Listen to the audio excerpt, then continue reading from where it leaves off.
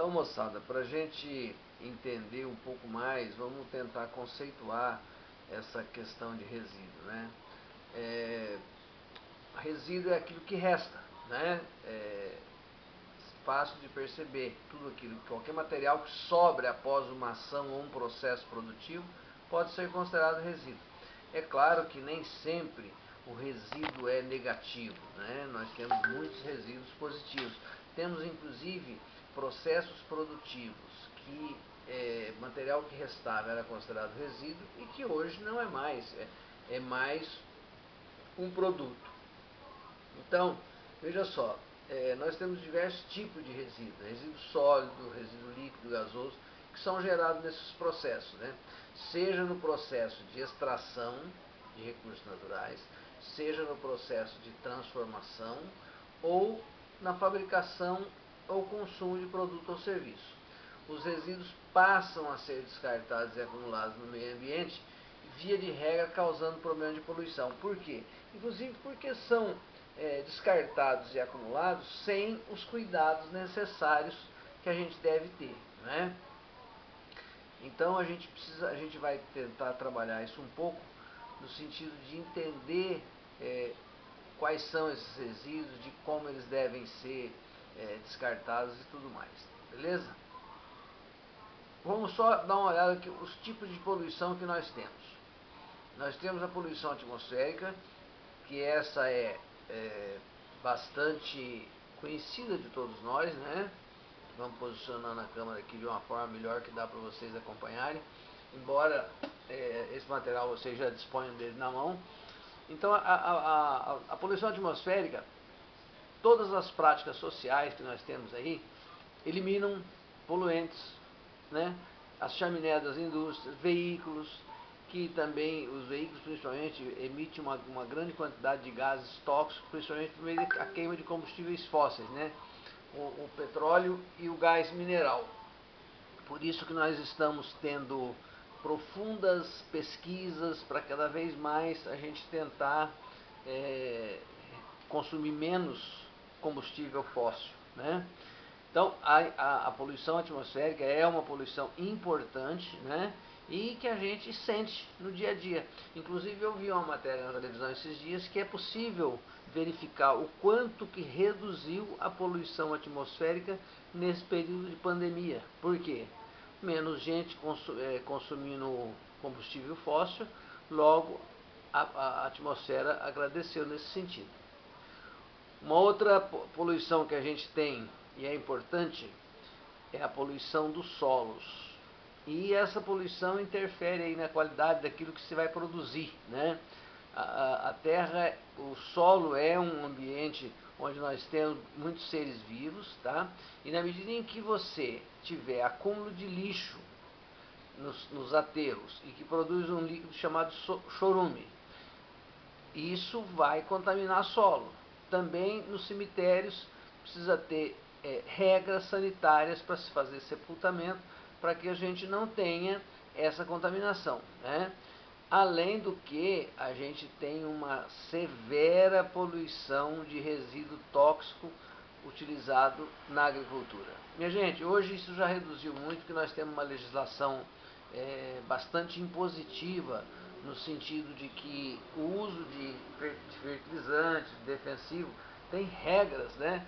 Claro que ainda no Brasil a gente sabe que as pessoas não são muito habituais de cumprir regra, mas existem regras que devem ser cumpridas, de sorte a gente ter uma menor poluição de solo em função daquilo que é utilizado na agricultura, tá certo? Então nós temos a poluição atmosférica e temos a poluição dos solos. Bem, mas nós temos mais poluição. O que nós temos hoje é poluição, não é isso? Até algumas com as quais a gente nem sempre se preocupa, né? Essa aqui também é muito importante, né? A poluição das águas. E como é que se polui águas? Pelo acúmulo de resíduos e poluentes nos cursos de água, em todos eles, rios, lagos, bacias hidrográficas em geral. É um dos mais graves problemas ambientais. Por quê? Porque a água é um recurso natural, finito, e que compromete a vida se nós não tivermos água, né? E essa poluição de água compromete morte de espécies, tanto de rios como de mares, né? Acúmulo de lixo nas bacias hidrográficas e nos rios, e também derramamento de produto químico, e além disso, petróleo no fundo dos mares. Nós já tivemos quantos acidentes, ou sei lá se por falta de precaução, que derramamento de petróleo. Isso compromete muito a vida no mar, né? E a gente não, às vezes não percebe, isso está longe de mim. Não, não está longe de mim, não. Isso vai afetar a minha vida também de alguma forma, né? Olha, quem mora aqui em Pereira sabe o quanto nós temos de acúmulo de lixo e poluente aqui nos nossos recursos naturais, recursos aquáticos aqui da região. Constantemente vocês passam aí pelas beiras dos rios e vê a quantidade de lixo jogado. Isso causa um desconforto, né, em razão de proliferar doença, mau cheiro, inclusive por mau direcionamento de esgoto doméstico e industrial, que a gente vai falar um pouco mais sobre isso. Mas veja, se a gente passar a ter uma consciência, a gente vai tomar os cuidados pessoais, a gente vai fiscalizar as outras pessoas e também onde a gente atua como profissional, né? Se eu atuo como profissional numa empresa que está fazendo poluição de água, eu tenho que me manifestar, me posicionar contra. Por quê? Porque senão nós não vamos conseguir jamais melhorar a qualidade das nossas águas. E não melhorando a qualidade das nossas águas, meu irmão, nós estamos na roça, hein? É difícil. Então, essa poluição das águas, aliada também à poluição atmosférica dos solos, são poluições importantes. Especialmente a poluição das águas é algo que me deixa muito chateado em ver como as pessoas não se mancam, as pessoas não se preocupam com isso, achando que a natureza não consegue absorver toda essa poluição. A natureza não consegue se curar de tanta agressão. Por isso nós temos que ter esses cuidados, né? Outra questão que hoje, principalmente, alguns jovens aí, né?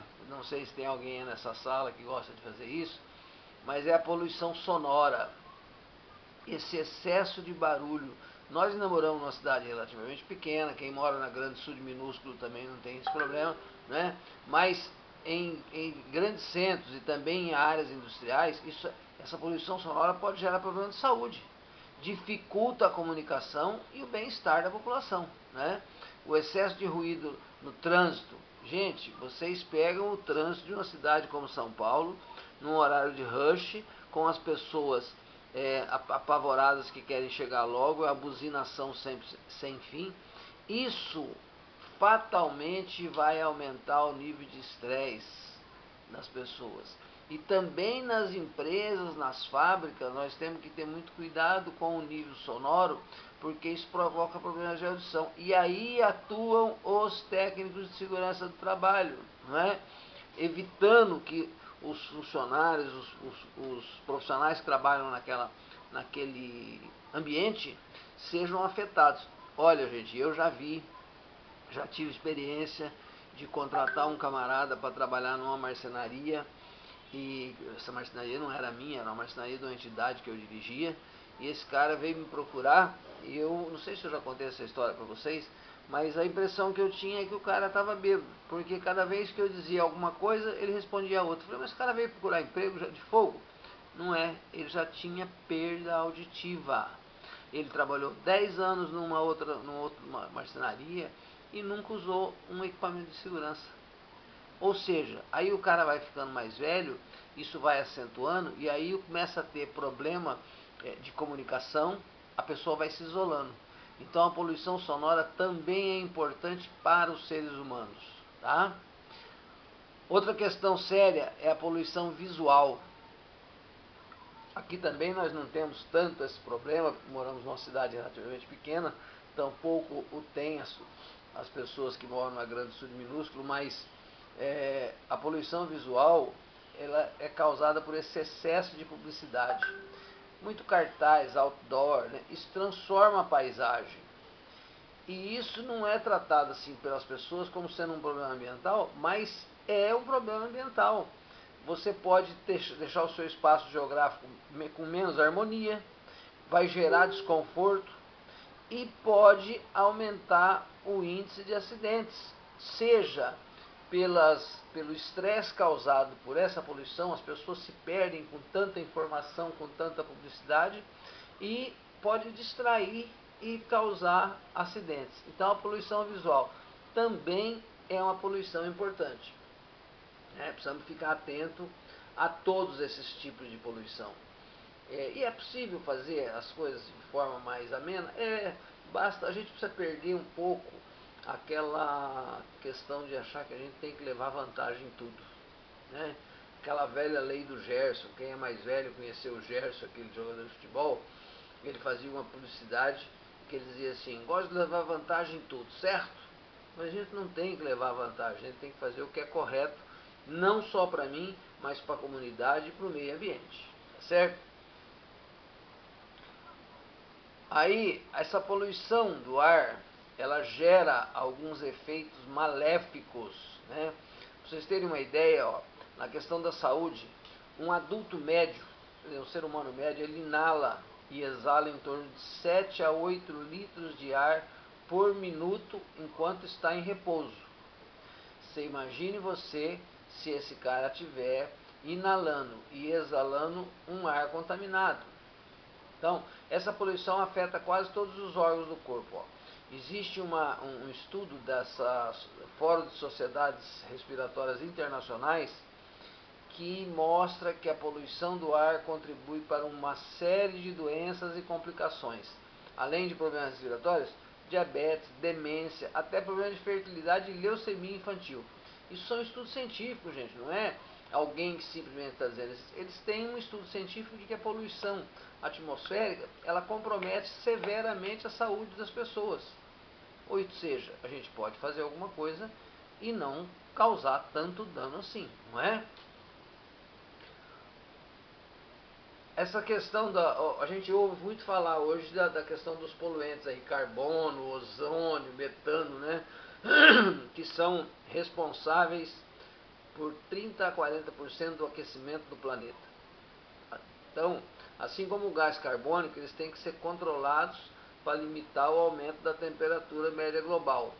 Vocês sabem que aumenta a temperatura média global, isso tem uma série de desdobramentos.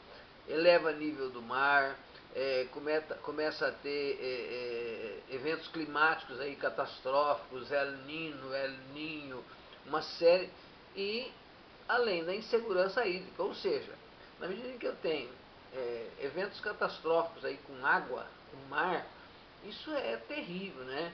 Então a gente precisa ter cuidado para que a gente não aumente demasiadamente esses poluentes que vão causar esse aquecimento do planeta. Tá? Outra questão, ó, afeta a água e o clima local. Vocês sabem que, quem é um pouco mais velho, sabe que nós tínhamos um regime de chuva, mesmo aqui na região, bastante assim, correto, né? Você, outubro, novembro chovia, plantava a lavoura, depois... Hoje não tem mais, né? Vocês veem, a chuva é totalmente irregular, o regime de chuva. Então, desde o tipo de chuva até a intensidade delas, a poluição do ar pode afetar o ciclo de água. Por quê? Esse material particulado que está no ar pode reduzir a quantidade de radiação solar que atinge a superfície do planeta. Então, afeta a taxa de evaporação. Essa taxa de evaporação que vai para a atmosfera é que vai influenciar a formação de nuvens e a capacidade de transporte de água. Então, nós temos que ter o ar limpo de tal sorte que isso vai afetar inclusive o regime de chuvas. Outra questão que afeta bastante é a questão da energia renovável. Hoje, vocês sabem que hoje nós também estamos lutando para ter cada vez mais energias que sejam renováveis, né? E que causem menos impacto ambiental. E uma das pesquisa não, já comprovada e está sendo assim, difundido bastante, é a questão da geração de energia solar, né? Só que essa energia solar, ela também diminui em áreas com alta concentração de material particulado, ou seja, partículas presentes no ar. Por quê? Porque a luz do sol não consegue atingir as placas que tem que atingir para fazer a produção da energia solar. Então veja só que a poluição ambiental pode comprometer inclusive essa produção de energia solar. Mais uma razão, e está provado, eu vi alguns estudos aí de energia solar. Gente, eu não sei como é que vai ser isso no aspecto legal, porque eu acho que as concessionárias de energia vão chiar, aliás, já estão chiando, né? Porque na medida que os grandes... Vocês desculpem, eu estou com esse pigarrozinho assim, mas talvez seja para o bem. Hoje é dia 4, já se vão 45 dias que eu estou sem fumar. Então isso talvez seja resquício ainda, e Deus me ajude que eu consiga. Mas então a gente estava falando da energia solar. Eu já vi alguns casos de energia solar onde o custo da energia do cara, da residência do cara, era de R$ 600 por mês, e com a implantação de energia solar o cara baixou para R$ 90. Eu não sei como é que vai ser isso no aspecto legal, porque as distribuidoras, os concessionários de energia vão chiar, né? Porque na medida em que eu tenho mais gente consumindo energia solar, eu estou diminuindo os consumidores da energia hidrelétrica, né? Mas isso não é um problema nosso. O problema nosso é não comprometer a poluição, não aumentar a poluição, de sorte a permitir que a gente tenha geração também de energia renovável, tá certo? Ó, a poluição do ar também afeta a produção de alimentos e a vegetação. Claro que sim. Ozônio pode danificar células das plantas e afetar negativamente a fotossíntese. Vocês sabem que a fotossíntese é um processo pelo qual as plantas interagem. E esse material particulado pode reduzir a quantidade de luz solar que atinge plantas e culturas alimentares. Assim como nós precisamos de sol, de energia do sol, a vegetação também precisa. Então, se eu tiver uma lavoura que dependa de bastante, tem determinadas fases da cultura que ela depende de mais sol, né? E se eu tiver também uma poluição do ar sensível no sentido de ter muita material particulado, vai reduzir muito a incidência solar e vai reduzir também a nossa produtividade. Já tem estudos que a poluição do ar reduz o rendimento de até 15% para o trigo e soja e até 5% para o milho. Já pensou? Você reduzir a produtividade em função de poluição do ar? Terrível, né? Vamos poluir menos, né? Outra coisa, poluição das águas. Essa também a gente já está falando, vai repetir, vai falar mais sobre ela. Mas é muito assustador, né, a poluição das águas hoje. Vocês veem as notícias na televisão, porque o que se lança de compostos nocivos nas águas é muito maior do que aqueles poluentes que estão no ar. Ainda existe muito processo de produção em que os rejeitos são lançados nas águas. Gente, um corpo d'água recebendo poluição vai contaminar tudo lá para baixo. E aí, quem polui os nossos corpos d'água? Nós temos as águas residuais urbanas, as águas residuais de origem agropecuária e as águas residuais industriais e a deposição de lixo seco. Tudo isso pode comprometer a água do planeta, tá certo?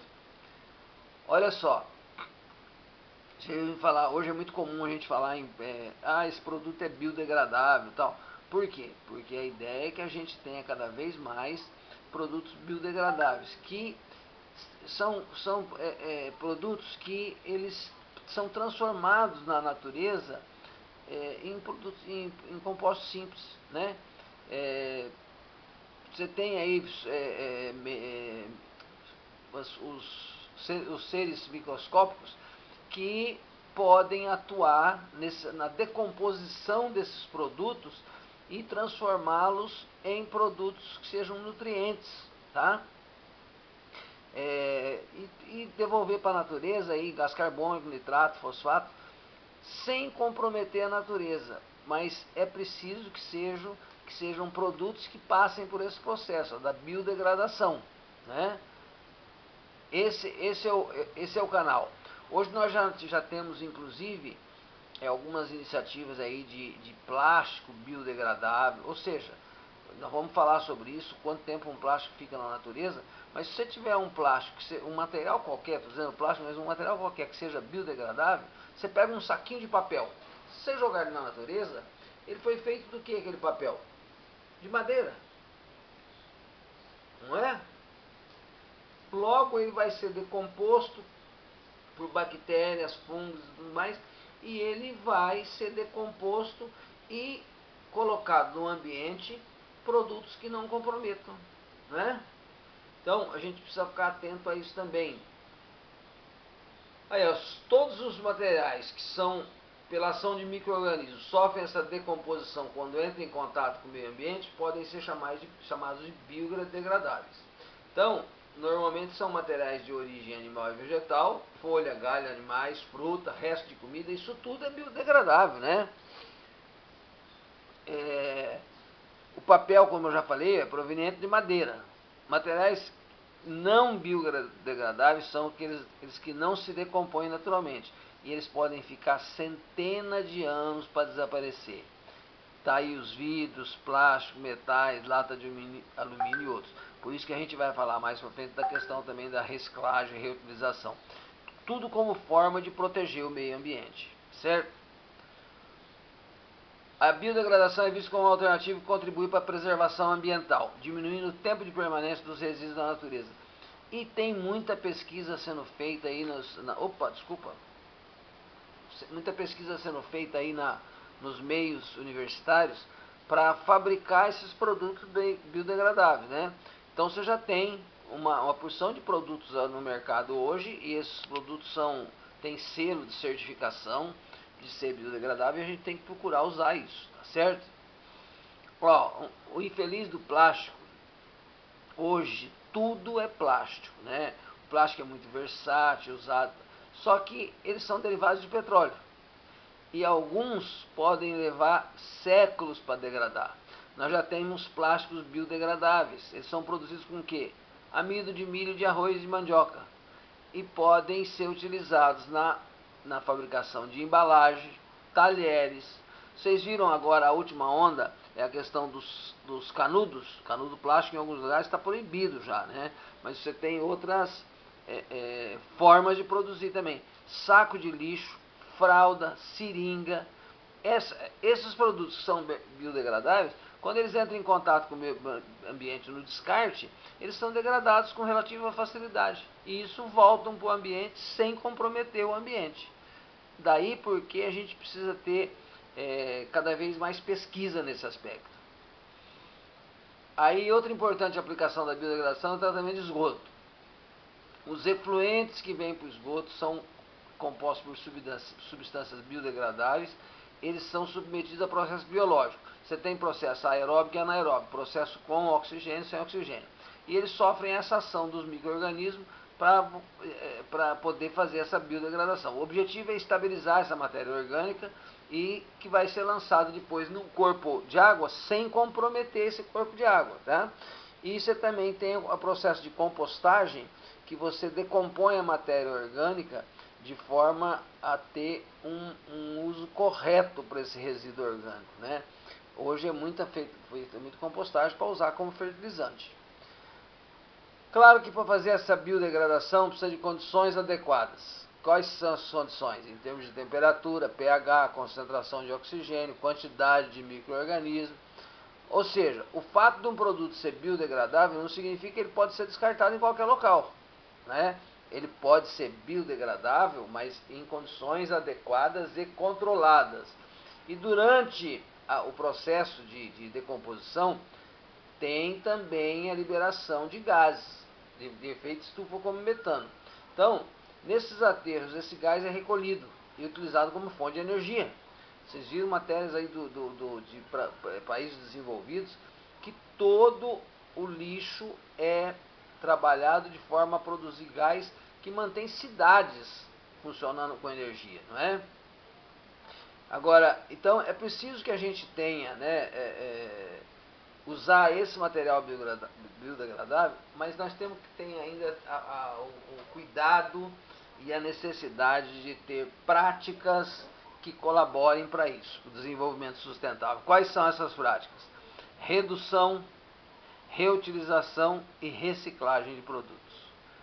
Tudo isso vai fazer com que a gente tenha um meio ambiente mais saudável e mais equilibrado.